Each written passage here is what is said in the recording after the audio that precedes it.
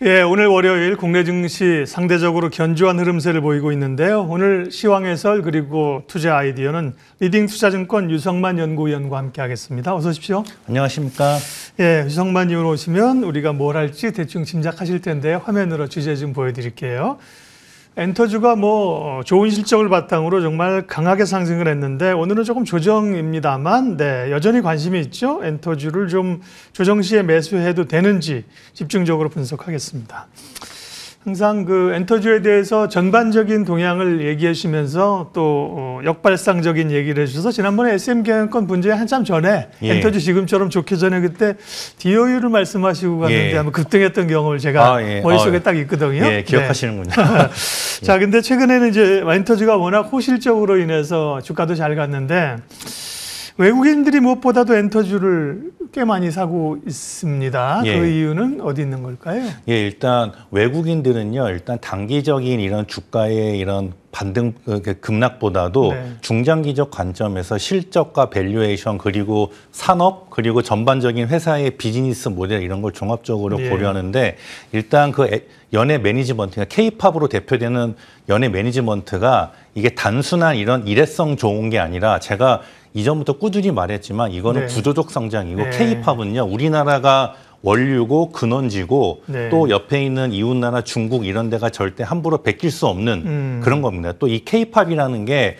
이게 BTS를 필두로 해서 글로벌화됐고 코로나를 하면서 각종 음원이나 이제 음반 판매 이런 게 글로벌화되면서 기존 아시아 시장에만 국한되어 있던 K-팝이 글로벌화되면서 이 음원, 음반 그리고 각종 여러 가지 공연이나 머천다이즈 관련된 수익들이 하단이 엄청 올라갔습니다. 그러면서 또 이게 기존에 이제 어렸던 세대들이 나이가 20대, 30대가 돼서도 K-팝에 대해 꾸준히 소비를 하고 있고 또 K-팝 시장은 지속적으로 글로벌 시장으로 침투율이 높아지고 있거든요. 이렇기 때문에 이제 외국 투자자들은 이 우리나라 K-팝 연예 매니지먼트 엔터주에 대해서 구조적인 성장 동력이라 판단했기 때문에 지속적으로 매수를 하는 것으로 판단하고 있습니다. 요즘 주식시장에서 이제 그 지금 상황에 맞는 그런 그 키워드 가운데 하나가 말씀하신 구조적인 성장주입니다. 그렇죠? 단순한 패션이 아니라 지속적으로 돈을 벌을 수 있는 그런 구조적 성장주 가운데 대표적인 게 엔터라고 말씀하셨고요. 조금 전에 2분기 동안에 외국인들이 순매수한 종목 상위 가운데 하이브하고 YG엔터가 두 개가 10위권 안에 지금 들어가 있습니다. 네. 빅4 소위 이제 이 엔터 4사가 다 잘하고 있는데 실적도 좋은데 SM이 지난번에 경영권 분쟁 불확실 때문에 조금 눌려 있고 있습니다. 이제 이런 불확실성은 언제쯤 해소될 수 있을까요? 기업별로 이제 하나씩 좀 얘기를 하겠습니다. 그래서 일단 SM 엔터테인먼트 같은 경우는 이제 그 경영권 분쟁이 일단락 되었지 않습니까? 그렇죠. 어쨌든 결론은 카카오 쪽으로 이렇게 인수가 됐는데 그래서 일단 1분기 실적이 좀 SM 엔터가 타 경쟁사 대비 좀 아쉬운 게 있었습니다. 이유는 일단 경영권 분쟁으로 인해서 한 이 관련된 소송 비용이 한 약 50억 정도 들어갔고요. 그리고 1분기에는 조금 이제 상대적으로 마진이 높은 음원, 음반 매출이 좀 낮았습니다. 이유는 SM 엔터 소속 아티스트들이 올해 1분기에 좀 타 경쟁사 대비 좀 이런 신규 앨범이 좀 다소 적었습니다. 그래서 이런 좀 요인이 있었을 뿐이고, 그래서 일단 그 SM 엔터는 카카오 그룹에서 이제 좀 구체적인 카카오 엔터와의 향후 방향성에 대한 좀 구체적인 방향성이 좀 제시가 돼야 되기 때문에 요건 좀 이제 좀 지켜봐야 될 것 같습니다. 하여튼 좀 SM의 1분기 실적이 좀 상대적 부진은 좀 다른 게 아니라 좀 신규 활동이 좀 다소 부진했다는 좀 이렇게 공백이 있었다는 거 그리고 좀 그 경영권 분쟁으로 인한 이런 소송 비용이 좀 반영됐을 뿐이지 회사 펀더멘털에 문제가 있는 건 아닙니다. 그런 그 힌트는 우리가 이제 YG엔터에서 얻을 수 있죠. 엔터 4사 가운데 사실은 약간의 경영진들의 노이즈 이런 것 때문에 YG엔터가 사실 굉장히 저밸류로 갔었지 않습니까? 근데 이제 그런 게 희석되면서 실적이 나오니까 최근에 급등을 하고 있는 거고요. 그죠? 그런 이제 키맞추기를 할 수 있는 가능성이 있는 게 이제 SM이라고 말씀하셨고요. JYP는 굉장히 잘하고 있는 것 같고요. YG도 요즘 따라 붙었는데, 엔터 4사 가운데 SM은 조금 빼고, JYP나 YG엔터가 이제 하이브에 좀 비견할 만한 그런 능력이나 변화가 있습니까? 전체 엔터 4사의 판도 변화는 어떻게 예상할까요? 예, 그래서 일단 뭐 여전히 주요 엔터 4사 중에 일단 시총이나 여러 면에서 가장 큰 건 하이브고요. 예. 그거 말고 좀 일단 제가 좀 나눠서 말씀드리면 첫 번째 JYP 엔터테인먼트 같은 경우는 예. 제가 예민수 박사님과 항상 말하는 게 네. 정말 엔터를 넘어서 코스닥 상장 중에도 이렇게 정말 깔끔하고 실적도 정말 클린하고 계획을 따박따박 잘 지키는 회사라고 말씀드린 노이즈 없는 회사인데요. 정말 JYP 엔터 주가를 길게 보시면요. 네. 이런 생각 드실 겁니다. 아, 이게 진짜 워렌 버핏이나 피터 린치가 말하는 흔히 말하면 10배 가는 주식이라는 게 이런 네. 거구나. 예, 그냥 JYP 엔터테인먼트만 계속 사서 묻어뒀으면 예, 1억이 10억 됐을 텐데 예, 이런 분들이 지금 너무 많습니다. 네. 그래서 JYP 엔터테인먼트는 일단 기본적으로 엔터테인먼트 본업에 충실하고 있고 그 외에 다른 쪽으로 전혀 좀 이상한 짓도 하지 않고 있고 매출액 성장하는 것 대비 영업이익, 당기순이익도 너무나 비용 통제를 성실하고 깔끔하게 잘하면서 예, 실적도 정말 지속적으로 어닝 서프라이즈가 나고 있습니다. 그래서 이렇기 때문에 JYP 엔터테인먼트는 지속적으로 신고가가 나고 있고요. 예. 특히나 외국인들이 가장 좋아하는 종목이 바로 JYP 엔터테인먼트입니다. 그래서 JYP 엔터테인먼트는 트와이스도 견조하고 신인 걸그룹들도 잘하고 있고 네. 또 계속적으로 해외에서 이 대비 모멘텀이 있기 때문에 이건 좀 지속적으로 계속 주가나 실적 모든 면에서 계속 우상할 것으로 보입니다. 네. 예. 그다음에 YG 엔터테인먼트. 잠깐만요. 주가 측면에서 약간 흠 아닌 흠이라면 너무 모범생인 거죠. JYP는 그죠? 예. 따박따박 실적이 나고 좋으니까 좋긴 한데 주가도 견조하고 이를테면 뭐 다른 그 기업처럼 뭔가 노이즈가 있어서 훅 떨어지면 사실은 매수 찬스가 되는데 그죠? 예. 근데 어쨌든 JYP는 항상 어떻게 보면 엔터주 가운데 중장기적으로 꾸준하게 가져갈 기업으로 말씀하셨고요. 예, Y젠터는 사실 제가 아까 노이즈가 좀 있었다고 말씀드렸는데 최근에 굉장히 그런 걸 극복하고 급등을 했습니다. Y젠터는 어떻게 보일까요? 예, YG 엔터는 요 몇 년 동안 네. 이제 뭐 아시겠지만 좀 경영진이나 아니면 그 과거 소속됐었던 한 아티스트 분의 네. 좀 사회적 무리 때문에 좀 고생이 많았고 네. 또 한때 이제 좀 이렇게 문어발식으로 확장해 놓은 이런 자회사들이 적자를 기록하면서 모든 면에서 힘들었는데 요 몇 년 동안 이제 모든 그런 좀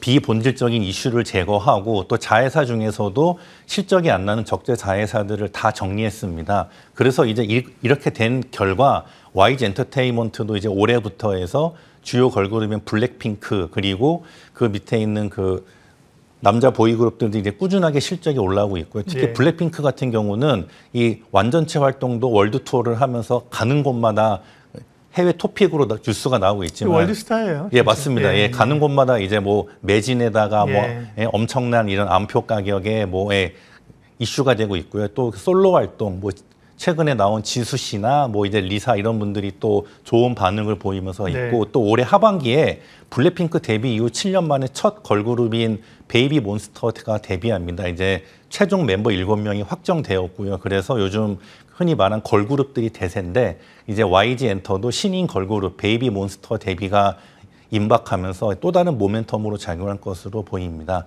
그래서 YG 엔터테인먼트도 올해 1분기 그 어닝 서프라이즈를 기록했고요. 또 YG 엔터테인먼트도 비로소 정리가 되면서 타 엔터사들이 하는 흔히 말하는 해외 현지 로컬라이제이션 전략이 있지 않습니까? 예, 예. 이런 것도 이제 하이브나 JYP나 예, 맞습니다. 예, 이것도 이제 YG 엔터테인먼트도 올해부터 본격적으로 이제 보여줄 것입니다. 그렇기 예. 때문에 YG 엔터테인먼트도 이제 좀 그동안 좀 타 엔터사 대비 좀 저평가된 게 있었는데 올해부터 본격적으로 이제 주가로 그 본 모습을 보여주고 있습니다. 오늘은 사실 엔터주가 좀 조정받습니다. 대표 주가 한번 볼까요? 대표주인 대장주인 하이브가 5%나 조정받으니까 사실은 하이브 정도 보면 조정폭이 크다고 볼 수 있는데요. JYP나 뭐 SM이나 YG는 조정폭이 크지 않아요. 예. 수급의 이슈인지 어쨌든 근데 5% 올라가는 날 이런 얘기하는 것보다 사실 조정받을 때 엔터주 얘기하는 게 훨씬 더 그죠? 이게 뭐 소위 1박 2일 투자가 아니니까 관심이 있는 거고요. 빅4는 사실 좋고요. 최근에 보면 약간 중소형 엔터사들, 여자아이들, 이건 큐브 엔터죠. 예, 맞습니다. 큐브 엔터 굉장히 말씀 많이 하시고, 50-50, 요거는 예. 이제 어트랙트라는 소속사가 그러네요. 예. 소위 이제 중소형 아이돌의 약진? 네, 예, 맞습니다.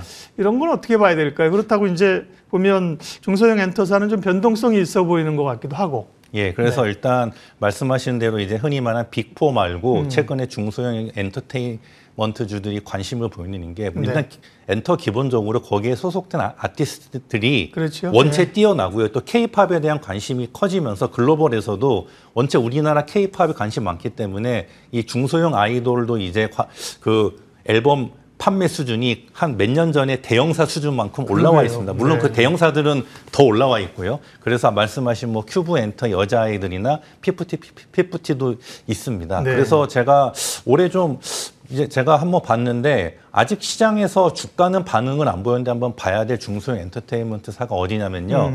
FNC 엔터테인먼트입니다. FNC 엔터테인먼트는 과거 CN블루, 뭐 FT 아일랜드 그리고 AOA 이런 거 했는데요. 지금 FNC 엔터가 보유한 남자 보이그룹 중에요. P1 하모니라고 있습니다. 이 P1 하모니가 과거 BTS 같이 미국, 북미부터 일단 반응이 올라오고 있거든요. 그래서 여기는 BTS처럼 북미에서 일단 먼저 반응이 오고 국내로 점점 이렇게 저변을 넓히는 그런 모습 보이고 있습니다. 그래서 P1 하모니가 조만간 신규 앨범을 낼 거고 이렇게 글로벌도 투어를 할 거기 때문에 한번 FNC 엔터를 한번 좀 오랜만에 한번 좀 여러분 관심을 가지고 지켜보시면 좋을 것 같습니다. 예, 자연스럽게 이제 관심 가져볼 기업적으로 얘기가 넘어갔는데요. 중소형 엔터사 가운데서는 FNC 엔터를 말씀하셨고요. 사실은 해외 공연도 공연이지만 기본적으로 음반의 판매량 레벨 자체가 달라졌고, 그죠? 음반 판매가 잘 되면 그 엔터사들에게도 좋지만 이제 음원을 판매하고 음반을 판매하는 회사들에게도 좋을 텐데 그런 것과 관련된 기업은 어디 있습니다. 바로요. 상장사 중에 YG 플러스입니다. YG 플러스. YG 플러스는요. YG 엔터테인먼트의 자회사입니다. 대주주가 YG 엔터테인먼트인데 또 주요 주주 중에 하나가 그 하이브 산하 그 위버스 플랫폼 있지 않습니까? 또 위버스가 또 가지고 있어요. 그렇구나. 그래서 YG가 대주주 또 범하이브 계열도 들어와 있습니다. 그래서 YG 플러스가 하는 주 사업은요. 기본적으로 YG 엔터테인먼트 소속 아티스트들의 국내외, 그러니까 글로벌 음원 음반 유통을 하고 있고요. 그리고 하이브 소속 가수들에 대해서는 국내만 합니다. 해외는 안 하고 국내 음원 음반 유통 관련된 사업을 합니다. 또 하나가 이제 YG 엔터테인먼트 소속 아티스트들의 굿즈 있지 않습니까? 머천다이즈 그 관련된 유통을 하고 있어서 여기는 YG 엔터테인먼트 아티스트들과 하이브 아티스트들의 이런 뭐 컴백 앨범, 신규 데뷔, 뭐 그리고 기존에 있던 앨범들의 판매, 음원의 앨범 판매가 늘어날수록 수익이 좋아지는 그런 구조고요. 또 여기 네이버가 보유한 음원 플랫폼 바이브 있지 않습니까? 바이브의 그 일종의 운영 대행을 합니다. 이런 게 있는데 이게 또 최근에 이제 YG 엔터 소속 아티스트들의 이런 그 활동이 늘어나면서 음원 음반 및 굿즈 판매가 글로벌하게 좋아지고 있고 또 하이브 소속 아티스트들도 국내에서 반응이 좋기 때문에 YG 플러스도 올해 1분기에 어닝 서프라이즈를 기록했고 올해도 보면 올해 전반적인 그 실적 예상치가 작년 대비 엄청나게 증가할 것으로 보입니다. 이렇게 섹터를 담당하는 우리 잘 나가는 애널리스트가 오시니까 다양한 얘기를 들을 수 있죠. 그전에는 우리가 뭐 엔터 4사를 중심으로 듣는데요.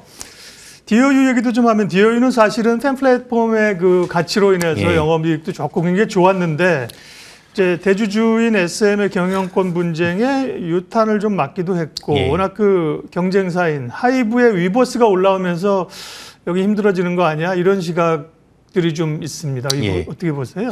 역시나 예 박사님과 방송을 하면 뭐 어떻게 이거 피할 수 없습니다. 모든 질문이 다 나와서요. 그래서 DOU 말씀드리면 기본적으로 이제 SM 엔터테인먼트 쪽이 1대 주주고요. 그렇죠. JYP가 2대 주주입니다. 그래서 기본적으로 SM 엔터와 JYP 엔터 소속 아티스트들의 이런 여기에 DOU에 입점해 있고 반대로 하이브의 위버스는요. 그 하이브와 YG 엔터테인먼트 소속 아티스트를 입점해 있습니다.